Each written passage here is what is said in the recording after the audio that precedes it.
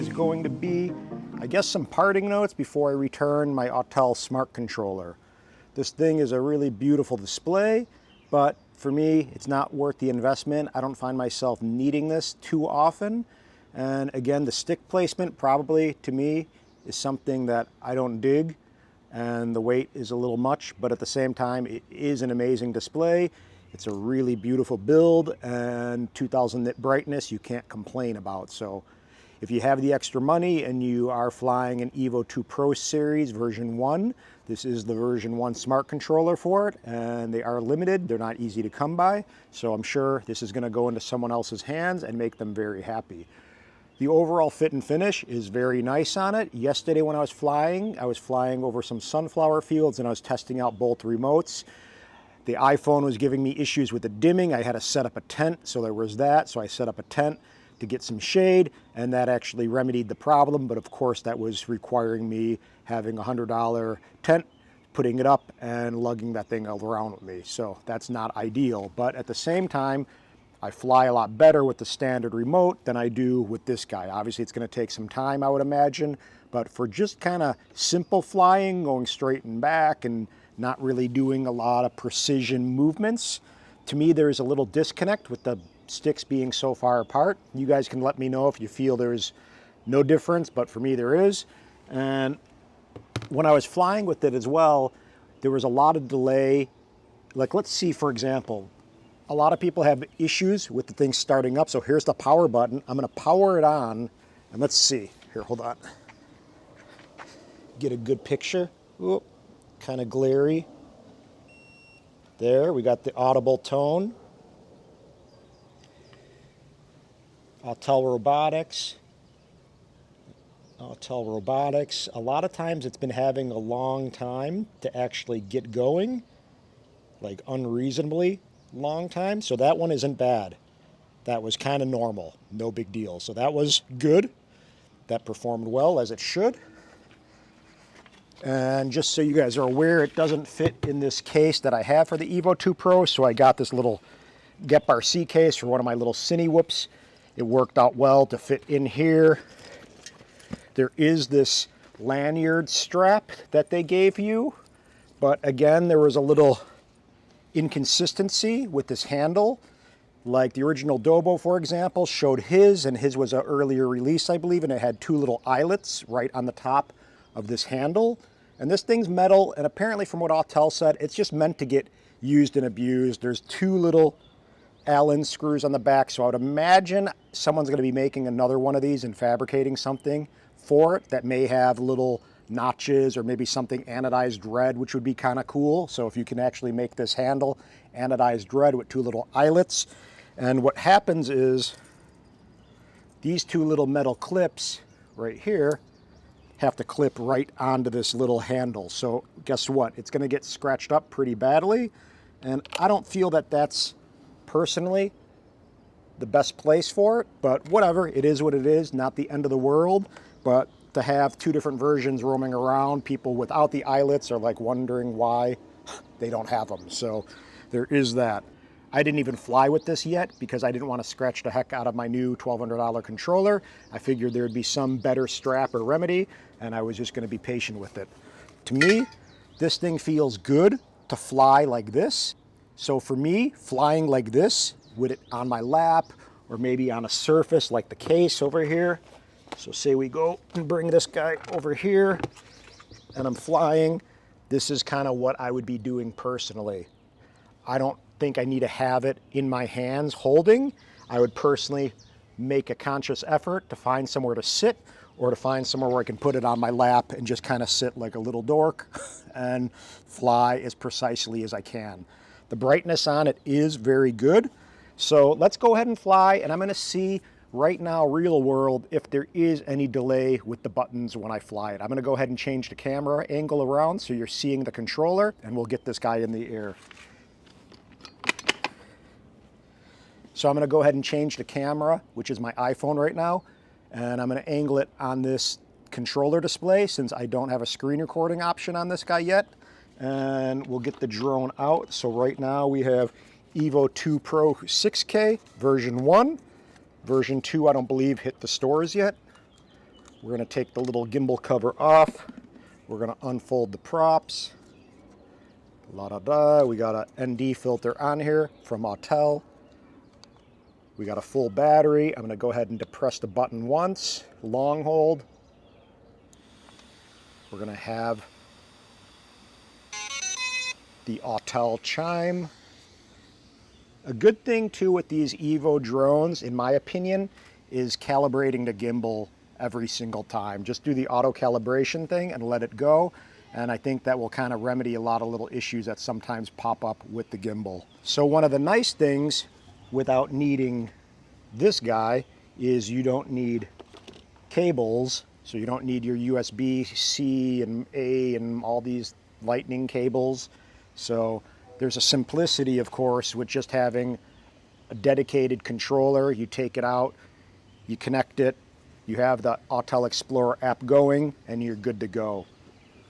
Okay, so here we have it. We have the Autel Smart Controller. We've got the antennas in the upward position. We have the Autel Explorer app being shown. We can swipe down, and we can adjust this little down arrow and see where our brightness is at. Whoop, swipe down again. I find it a little tricky sometimes to get this to actually click, like you see. Why aren't you? There we go. No? I feel like I think other people have said that too. It's sometimes weird to actually, so we got the brightness, full brightness, 2000 nit. We got 97% battery, and we're gonna click out of here. And as you see, we got the Autel Explorer app. So I'm gonna go ahead and hit camera, and it says no SD card. And I don't know if you guys have this issue. A lot of times with that little cover on the Evo 2 Pros, I'm gonna go and swipe it back in. That little cover pushes the actual micro SD card out of socket, and it like, there we go. It just kind of pops out on you. That's what she said. But regardless, we're gonna go here, and now we have, just so you guys can see as well, I'm gonna show you some images from yesterday. We got the SD card. We have some really beautiful sunflowers right here. We got some sunflower footage. These are RAWs. And we're gonna go ahead and let's just go fly and see what this thing does. Now, mind you, a lot of times when I was trying to get to take a picture, this shutter button was being very non-responsive. So right now it seems good, very responsive. We're gonna start and take off. And you can see, so it says GPS signal weak. There may be some deviation between landing point and home point. I'm not really worried about that, because I'm not going far.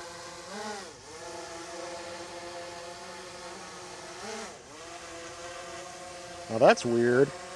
Maybe it's because obstacle avoidance is preventing me from moving. There we go, disable obstacle avoidance. And I'm gonna kind of clear out of the area and get somewhere safe like there. So I can turn obstacle avoidance back on by clicking this little red area on the top upper right hand corner. And then we can go and see what happens. So say, for example, we go and cruise, and I want to switch from video to still photos. If I went and clicked this yesterday, a lot of times it wasn't being responsive and not doing what it should be doing. So let me hit it again. Boom. Boom. No issue, so that's good. Let's go and take a picture somewhere. And one of the other things, so you guys are aware, I think it's partially because of the firmware update, when you go ahead and adjust your gimbal sensitivity settings, for some reason when you go and adjust your sensitivity settings for your gimbal, it seems like they're more extreme than they normally were. So say I set it to 15, let me roll my gimbal, get out of here. And do you see that? See how painfully slow that is? So normally 15 was not that slow, for example, and right now it's very slow. So I'm going to go back here into gimbal and maybe adjust it to 48. It will beep. And now look at that. And it's still almost like we're at 15 or 10 from before. So for some reason, the sensitivity is definitely heightened, and Autel apparently has had multiple people say that it changed and shifted. So just be aware of that, because all the settings seem to be a little bit different. And we'll go over here and cruise around. Let's try to get to a scene where we can take a picture. Doesn't really matter. Nothing's really looking good today. Say we want to stop right here. Okay, so things are feeling responsive today, not so laggish, but that was an issue that I was experiencing a lot yesterday. And I did restart it and try other stuff, but still was happening, and I wasn't that far away. It's only like 300-400 feet, so who knows what was going on. Cruise around a little bit. And I'm going to see something too, because I did a little range test between the Autel Smart Controller and the Autel Evo 2 standard controller. The standard controller got me to 7,507 feet, and the Smart Controller only made it to roughly 7,000 feet, which is obviously both good, but the stock controller did win and have a better result, so there is that. Let me check one thing. Image transmission. So we have 2.4 gig. Some people are saying 900M gives you better results. Let's change it and see. So I'm going to go over here and cruise. Maybe we can do a little tiny range test. I feel like my drone, for whatever reason, too, has been flying slower. And I don't know what that is due to. Let me see. It's set at 22 miles an hour, right? We have ludicrous mode. We can go to 45, but it's not on ludicrous mode. So we have it set to standard, but it seems really slow, and I noticed this yesterday. Like right now, I'm only at 129 feet. Yeah, it seems a little bit better now. But again, the main thing was to kind of test this one last time and see if there was any issues with this kind of responsiveness to changing stuff. So when I was even doing some stuff like this yesterday, things were not really working out as they should, and there was some lag in everything when I was trying to adjust settings, and especially switching from video to photo mode. Okay, this thing's kind of annoying. Get out of the way. See that? Like, okay, there we go. Boom. Apparently it was somehow triggered on the autofocus thing. So I don't know why that's doing that. Go away, lock focus somewhere. And now let me try to change. That's weird. So can you see that stuff? I don't know. Maybe that's something I'm doing. That seems like something just getting tangled with the autofocus thing. But seems like it's working pretty well right now, other than this autofocus thing kind of getting in my way. But this was kind of what I was experiencing yesterday, little similar things. Let's go in the autofocus mode and get that out of there.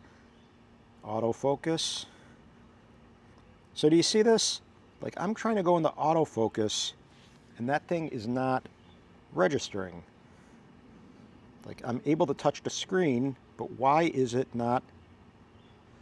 So this is stuff that, again, I'm glad this is happening so I could see.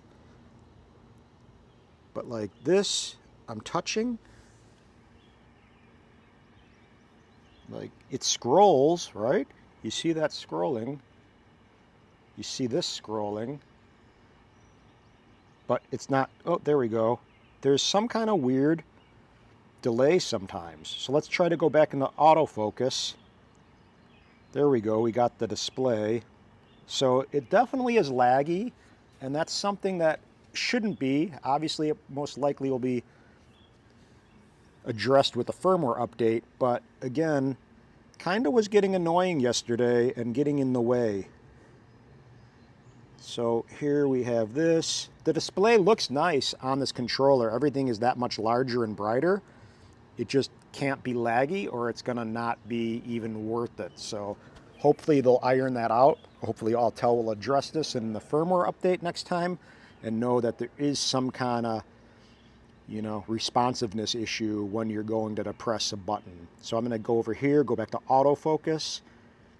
And sometimes it works flawlessly and other times it's really fidgety. So let's go to the zoom. Boom, boom, boom, boom. No issue. But this is the same kind of stuff, as I said, I was having happen to me yesterday when flying. It was mainly with the toggle from video to photo, as I said, and also when I was trying to take a picture, there was a delay and it wouldn't actually fire the shutter button. So let's get back, and that's really kind of it. I just want to touch on some of the pros and cons. These are some of the hiccups I was experiencing, and really it's a killer controller, but for me, I don't think it's going to be something that I need in my workflow. Maybe I'll get one in the future. I don't know if I could even get my hands on one, but I don't personally see myself needing this. It's definitely nice to have, but again, to fly cinematically, say I'm wanting to do, let's go back somewhere and I try to maybe do an orbit or something. Let me get high enough so I'm not at risk of anything. And let's just try to do an orbit with the sticks the way they are, meaning they're a lot further apart.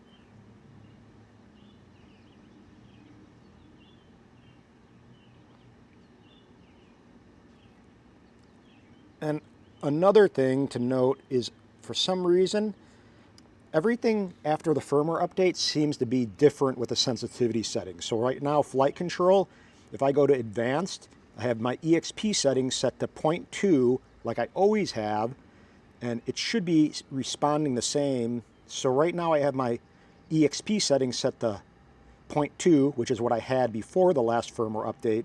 And for some reason, I feel like things are that much more lurchy and acting differently, and it's really weird. My sensitivity, I have set 100 brake, 100% attitude, and yaw, I have the 30%. Normally I keep this at like 50%, but again, I feel like the sensitivity settings on everything got shifted enough that it messed everything up a little bit. So I'm gonna be really hesitant next time there's a firmware update, honestly, because I had my drone flying really beautifully, and now it's not so much. And right now this is this controller giving me like a harder time because I'm not used to flying with this wheel stuff. But I'm gonna go cruise over here, take one more picture just because I can, and we'll test out this one more time.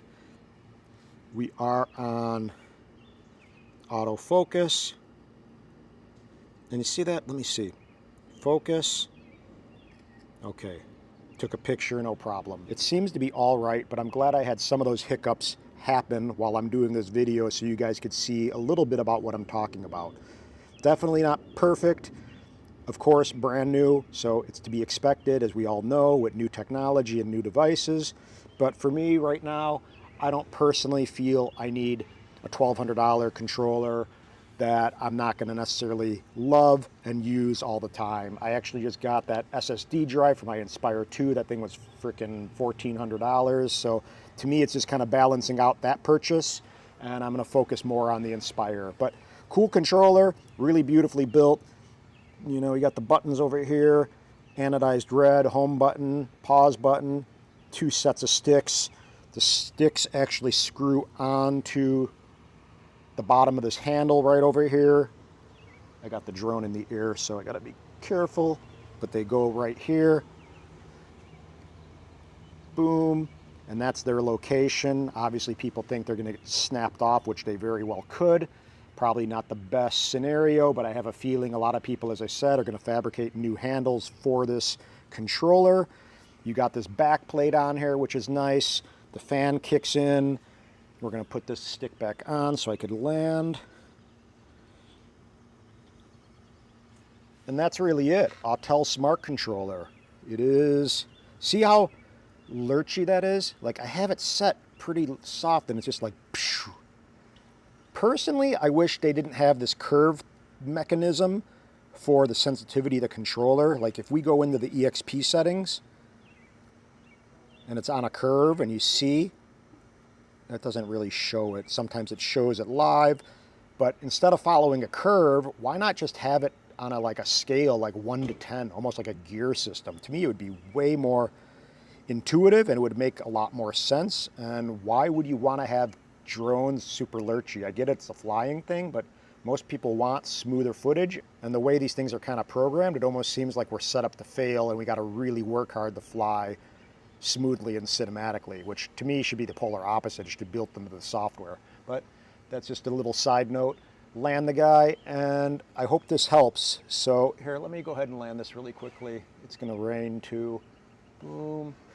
Now I'm landing close to some objects, so I'm going to turn off this obstacle avoidance to get that. See this right now? Like I'm pressing that, and it's not even taking. There we go. And I'm going to visually watch this guy land.